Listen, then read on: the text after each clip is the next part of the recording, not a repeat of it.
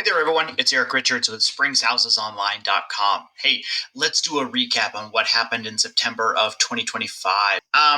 We saw total number of homes for sale fall off here. So we've got this high that gets established in June of over 4,000 listings. And we all begin to think at the beginning of summer, are the listings going to get consumed during the busiest time period, if you will, of when homes are likely to sell? Kids are out of school, people feel more apt to move during the summer because the weather is better, etc. We saw it rise, and then fall. So are we going to get back down below 4,000 listings as we head into the colder summer or winter months? I hope so, but we'll see. New listings, almost flat from last year, a little bit above 2023 when interest rates really started to rise up. Not going to put a lot of weight into that slide. Total under contract, the canary in the coal mines. Okay, so what happened here? We saw a really good rise in 2024 and then this fall off in 2025. 24 September we were coming into an election. Rates about the same as they are now, maybe a little bit higher, 3/8 of a point. And right now, what we see is just kind of a lull in the activity. September was weird. It felt a little bit off. Like people just didn't want to be out in the market shopping. I saw a lot of builder emails where they were sending me all sorts of, hey, interest rate buy downs. We've got this sort of inventory. So I knew that they weren't selling homes like they wanted to. So I'm not going to place a lot of weight in this, except to say that I'll talk about it in a moment. Days on market is rising. So you bring this back to this falling number of total under contract, and this makes complete sense. That means that some of the higher aged inventory, stuff at like 100, 150 days on market, 4 to 6 months is languishing. And the amount of homes that were popping, within the first week and a half of being listed are decreasing, I think. Total sales year to date. So we're up over 2024 at this point. So you compare just like kind of a rat race where you have 24 surging along up until the end of September and then 25 surging along, and it's a little bit ahead. And why is that? Well, I think that there's a good number of resale homes that are selling. I think that new builders are still a little bit down over expectations, not necessarily year over year. And while we have a pullback in total under contract, that doesn't mean that we aren't selling properties. I think the other thing to keep in mind in all of this is total under contract is just, that's it. It's homes going under contract. It doesn't mean homes selling. So you factor all this in, and this is a positive number. Average and median sales prices, we just can't seem to get a break. We're still average. We don't seem to see any pullback.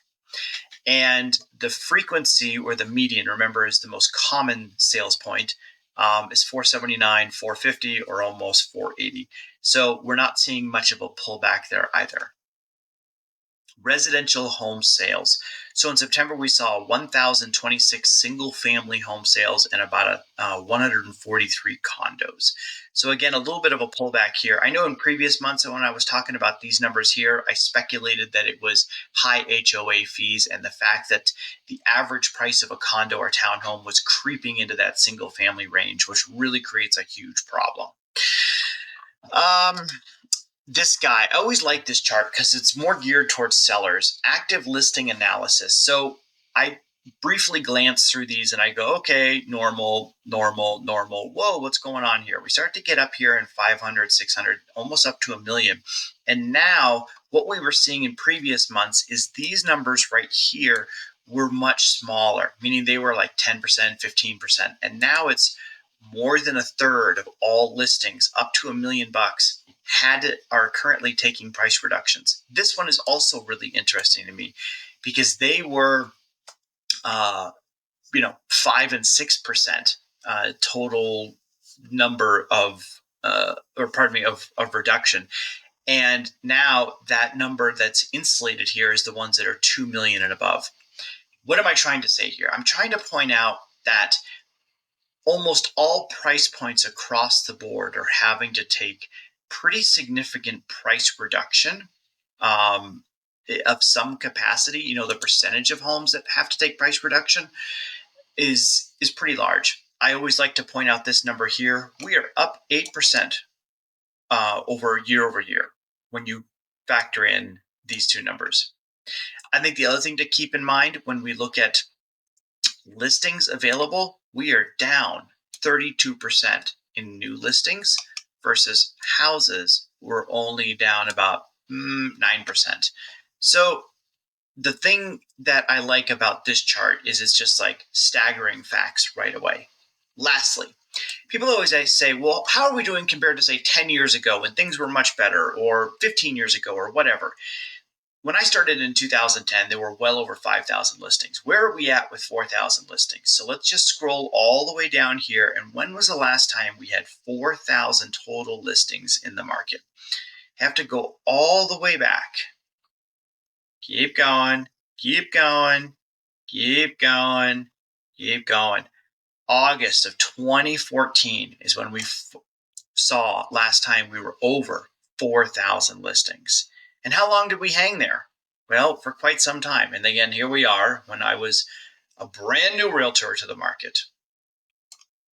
July, almost 6,000 listings. So a little bit of perspective for all you. If you have any questions, please reach out to me. I love talking about this stuff. Hope you're having a great day, and I'll look forward to speaking with you soon.